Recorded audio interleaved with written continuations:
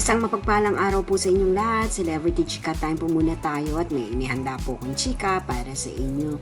Tara po't magchika na po tayo.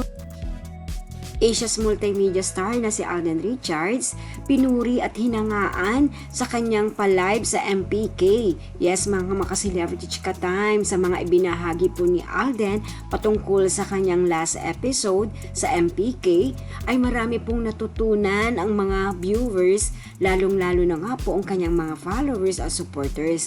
At yan ang ichichika ko po sa inyo, mga maka-celebrity chika time. Bago po tayo dumako riyan, ay nais ko po munang batiin mga team bahay, team abroad at mga seniors natin dyan. Shoutout po sa inyong lahat at happy blessed Sunday po. Kahapon nga po naganap ang last episode o final episode ng MPK na pinangamagatang sa puso at isipan. Marami po ang humanga sa acting o husay at galing ni Alden sa kanyang ginampanang role dito. And of course, habang inilalabas nga po sa GMA7 ang kanyang grand finale episode, ay sinabayan din po ni Alden na magpa-live sa Facebook page naman po ng MPK. May mga katanungan po na sinagot si Alden at nagbahagi rin po ito ng mga experiences batay na rin po sa kanilang grand finale episode. At sa mga iniwang salita o binahagi po ni Alden ay marami pong humanga at pumuri sa kanya. Narito po at pakinggan po natin ang kanyang mga sinabi. You know, in my own way, I'll find a way to help you kung makakaya ko man. So, marami pong salamat for joining us for tonight's episode. And we thank you for, sparing some, few moments of your time with us with this very beautiful episode. And it's a very, very inspiring episode. Sana kung gaano ako na-inspire nung episode, ganon din kayo na-inspire.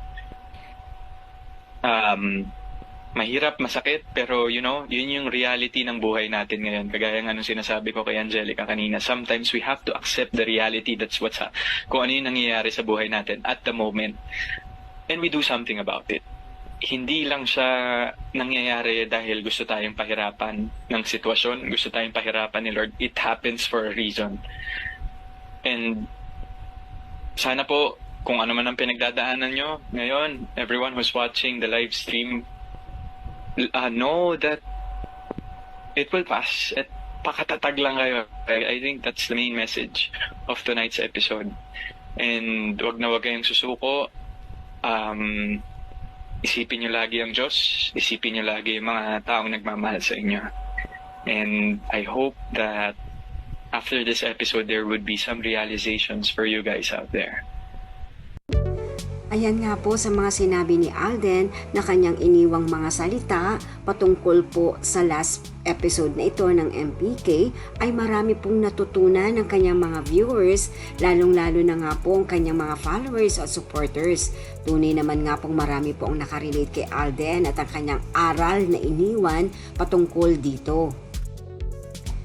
Yan po ang aking Chika Updates for today. Salamat po sa inyong panunood. Huwag po kalimutang mag-subscribe. Pwede po mag-comment sa ibaba.